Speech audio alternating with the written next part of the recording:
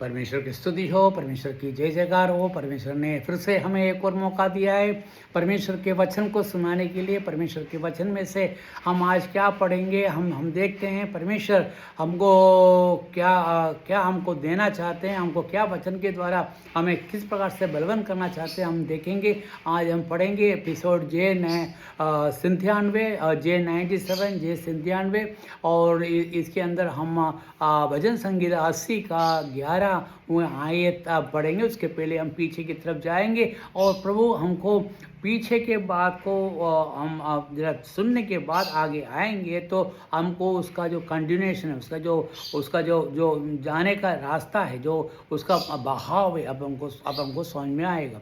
और जब अपन बहाव समझ में आएंगे तो क्या होगा, तो हमको प्रभु को और ज़्यादा स्तुति करने के लिए मौका मिले। क्योंकि आप हो सकता है कि आप एक साथ नहीं सुन रहे हो तो आपको ये बहाव की ज़रूरत नहीं है। बाकी क्या होता है कि कभी कभी आप उस प्रकार से नहीं, हम एकदम से सुन लेते हैं और उसके बाद देखना छोड़ देते हैं। इसलिए मैं आपको उस बहाव की तरफ लेके जा रहे हैं। और हमारा सब्जेक्ट था, मैंने आपको बताया था पिछली बार, क्या बताया था कि परमेश्वर का रक्षा कैसे होते, परमेश्वर किस प्रकार से हमको रक्षा करता है, हमें कैसे सहायता करता है। मतलब हमारे मुसीबत में, हमारे प्रश्नों में, हमारे जीवन की कठिनाइयों में, हमारे जीवन के बहुत से ऐसे कार्य हैं जिसके कारण हम जहाँ पर अटक जाते हैं और हम यह सोचते हैं हम आगे का रास्ता तो बिल्कुल मिल नहीं रहा है और यार यहाँ परमेश्वर हमारी प्रार्थना सुनेगा या नहीं सुनेगा, परमेश्वर हमको कैसा रक्षा करेगा, परमेश्वर का हाथ पहुंच सकते हैं क्या। जैसे कि मतलब आप अपने गांव से आप दूसरे कहीं पर चले गए और जहां पर आप इस प्रकार के मुसीबत में फंस गए हैं जिसके कारण क्या होगा, आपको ऐसा आप इस प्रकार से बोले ऐसा लग रहा है कि परमेश्वर मुझे देख पा रहा है कि नहीं, परमेश्वर मेरे को सहायता कर पाएगा कि नहीं, मुझे मेरी रक्षा कर पाएगी कि नहीं। आपको एक बात मालूम है, परमेश्वर सर्वव्यापी है। मतलब सर्वव्यापी मतलब पूरे कहीं पर आप ऐसा कोई जगह नहीं है जहाँ पर आप छिप सकते हैं। और वो उसके लिए हम भजन संगीता 139 के अंदर लिखा हुआ है कि तुम मुझसे किस प्रकार से छिप सकते हो, क्या तुम मुझसे छुप सकते हो क्या। मतलब वो आप भजन संगीता 139 बहुत ही अच्छा संकीर्तन है जो मुझे हमेशा मजबूत बनाता है। मेरे मुसीबतों के टाइम में, मेरे तकलीफ़ के टाइम में मुझे क्या मजबूत बनाते हैं। और तो वही मैं बात कर रहा हूँ यहाँ पर पहले हमें परमेश्वर का रक्षा के बारे में पढ़ रहा था और उसके अंदर हम पहला जो वाक्य हमने पढ़ा था वो है भजन संगीता 34 का 7। उस भजन संगीता 34 का 7 में क्या लिखा है कि परमेश्वर के दूत हमको क्या कहता है, उसके भक्तों के चारों तरफ उन्होंने पहरा करके रखा हुआ है। मतलब तुम परमेश्वर के दास हो, परमेश्वर के भक्त हो, परमेश्वर को अपनाया है, परमेश्वर के द्वारा, परमेश्वर के वचन के अनुसार तुमने उद्धार पाया है, तो परमेश्वर क्या करेगा, आपके चारों तरफ बाड़ा बांधा है। मतलब आपके चारों तरफ उसके दूतों के मतलब दूत हैं, आपको संभालने के लिए खड़े हुए हैं। आपको किसी भी प्रकार से आपको क्या होगा, आपको कोई भी छू नहीं सकते हैं। मतलब क्योंकि कभी कभी परमेश्वर हमको हमको ऐसा टाइम देता है ताकि हम मुसीबत में आए, क्योंकि उसके कारण ये नहीं है कि तुम्हें जानबूझ के मुसीबत में डाला है। परमेश्वर देख रहा है तुम्हारा भक्ति कितना है और परमेश्वर देख रहा है कि तुम जो दिखते हो वो सही है या नहीं है।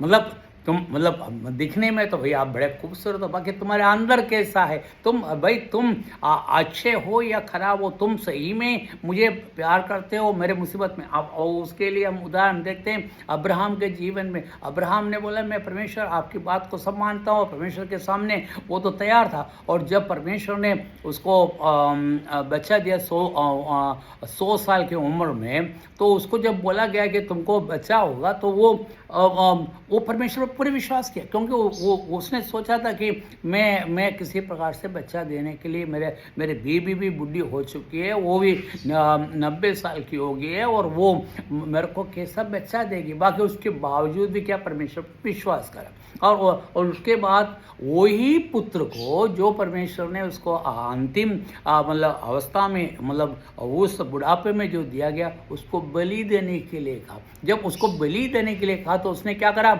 उसने फौरन अपने बेटे को लेकर बलि देने के लिए बोला गया, जहाँ पर लेके गए और बलि देने के लिए अपने हाथ बढ़ाया। तो यहाँ पर देखें परमेश्वर हमको, हम यदि सोचे जाए तो क्या होगा, हम तो सोचेंगे यार परमेश्वर कैसा है, परमेश्वर है, अरे मेरे को एक बच्चा दिया और उसको ही मारने के लिए कह रहे हैं। तो हम हमारे जीवन में ऐसे मुसीबतें आ सकते हैं। और अपन इयोब के बारे में हम पढ़ते हैं, इयोब की कहानियाँ मुझे बहुत अच्छी लगती है। इयोब के बारे में भी वहीं पर यह कि उसको बहुत धन संपत्ति दिए, और उसके बाद क्या हुआ, एक दिन सबके सब उठा दिए। अरे आप इतने सुख सुविधा में रह रहे हैं और वो एक दिन में सब उठ जाए, तो वो तो ठीक है, जो संपत्ति दिया वो तो उठाया। उसके बाद उसको बीमारी से ग्रस्त कर दिया। ग्रस्त करने के बाद वो तो एक राख के अंदर बैठ कर क्या कर रहे थे, अपने आप को खुजाल रहे थे। इसका मतलब क्या था कि उस जमाने में राख एक औषध के रूप में देखा जाता है। राख के अंदर आप बैठ के आपको फुंसी वगैरह पे लगाओ तो जलता जरूर है, बाकी वो जल्दी वो पूरी तरह से सूख जाते हैं। तो ये हमने देखा वहाँ पर भी क्या है कि योग की भक्ति इतना था कि परमेश्वर को कभी भी दूषित नहीं किया, और परमेश्वर की आज्ञा, परमेश्वर जो भी दिया उसको सहा। और हमें भी हमारे जीवन में ऐसा कोई मुसीबत आए तो हम भाग खड़े नहीं होना चाहिए। हमको ये मालूम होना चाहिए कि यहाँ पर क्या बताया हुआ है। भजन संगीता 34:7 में क्या है, परमेश्वर ने अपने दूत चारों तरफ हमारे बाड़ा बना के रखा हुआ, ताकि कोई भी हमारे तरफ नहीं आ सके। हमने उसके बारे में पिछली बार हमने सुना था। अब उसके आगे की जो वाक्य है वो है परमेश्वर क्या है। 80 के 11वां आयत में हम क्या पढ़ते हैं, हम हिंदी में इस प्रकार से देखते हैं, इसकी दाखलताएं भूमध्य सागर तक फैल गई है और इसकी जड़ फरात नदी तक फैल गई। यहाँ पर कहने का इस प्रकार से है कि परमेश्वर का जो पेड़ का जो शाखा है, मतलब उसी प्रकार परमेश्वर शाखा जहाँ कहाँ तक है, वो जो है सागर तक फैला हुआ है, मतलब समुद्र तक। आप पर कहीं भी बीच में रह रहे हो, परमेश्वर की शाखा जो है कहाँ तक फैला हुआ है, समुद्र तक फैला हुआ। समुद्र तक नहीं, समुद्र में तक फैला हुआ है, समुद्र के अंदर तक फैला हुआ है। दूसरी क्या लिखा हुआ है, और यहाँ तक कि भूमध्य सागर मतलब क्या, मतलब कि सागर में, और इसकी जड़ प्रात नदी तक फैल गई। हर नदी के तरफ उसके शाखा फैल गए। अब इंग्लिश में पढ़ेंगे तो हमको थोड़ा सा और सही ज्ञान मिलेगा, क्योंकि इंग्लिश थोड़ा सा और सही ज्ञान देते हैं। यहाँ लिखा था she send out her bows to the sea. वो क्या है कि अपने हाथ कहाँ तक गया है, अप टू द सी, मतलब उसके हाथ जो है समुद्र तक गए हुए हैं। मतलब आप ये सोच लेंगे अरे साहब मैं तो समुद्र में हूँ, मैं यात्रा कर रहा हूँ और मैं यहाँ पर भारी तूफान और हवा चल रहा है और मैं और नदी इतना बौखलाया हुआ है और हो सकता है कि मेरे को परमेश्वर देख नहीं रहा और अरे मैं तो यहाँ पर मर जाऊँगा और मैं ये मेरे जहाज़ जो है टूटने जा रहा है और हो सकता है कि मैं मर जाऊंगा, मैं इस समुद्र में जाऊंगा और वहाँ से मुझे बचने के लिए कोई रास्ता नहीं है। मेरे प्यारे भाइयों, मैं क्या बोला था, परमेश्वर का दूत अपने चारों तरफ है। और दूसरी बात हमने क्या देखा है, अब ये क्या देख रहा है, वो कह रहा है कि उसकी शाखा जो कहाँ तक है, उसकी शाखा समुद्र तक है। मतलब परमेश्वर, मतलब एक तरह से क्या, समुद्र मतलब कोने तक, मतलब आखिर कोने तक। समुद्र हम यहाँ से देखें तो समुद्र सबसे आखिर जगह है, तो समुद्र के कोने तक यहाँ पर फैला हुआ है। दूसरी बात क्या लगा है, and her branches to the river, यहाँ तक नहीं नदियों में भी उसके उसके शाखाएं बड़े हुए हैं। मतलब इसका कहने का मतलब है कि आपको किसी भी तरह से डरने की बात नहीं। परमेश्वर आपसे इतना प्यार करता है, यदि आपने परमेश्वर पर विश्वास करा तो आपको क्या होगा, आपकी आपकी हर मुसीबत के समय में, आपके हर परेशानी के समय में, आपके हर ऐसे मुसीबत जो हमें बकान करने के लिए नहीं हो पा रहे हैं, और ऐसी जगह पर जहाँ पर हमारे लिए कोई सहायता का कोई भी ये नहीं मिल रहा है। मतलब आप सोचिए समुद्र के बीच में कहाँ से आपको सहायता मिलेगा। और यहाँ परमेश्वर कह रहा है कि वो परमेश्वर के अंत तक, और मतलब नदी जो बड़ी तेज़ी से चल रहा है, और जो आपको लेके आपके कोशिश के बाद भी आप किनारा नहीं कर पा रहे हैं, और आपको वो पानी के बहाव आपको लेके जा रहे हैं, और वहाँ पर भी परमेश्वर का क्या है, परमेश्वर आपके परमेश्वर के हाथ वहाँ तक फैला हुआ है। तो आपको यह बात सोचकर कभी भी घबराना नहीं चाहिए, क्योंकि परमेश्वर मेरे साथ है कि नहीं। हाँ, यदि आपको उस टाइम आपको कुछ मिला नहीं है तो परमेश्वर उसकी व्यवस्था करेंगे। आपने देखा जाए तो आप देखा जाएंगे तो मैंने आज अब्राहम के बारे में मैंने क्या बोला था, उसने अपने बेटे को मोरिया पहाड़ तक लेके गए, और तीन दिन का रास्ता लेकर, सफ़र लेकर अपने बेटे को क्या करा, उस मोरिया पहाड़ तक ले गए।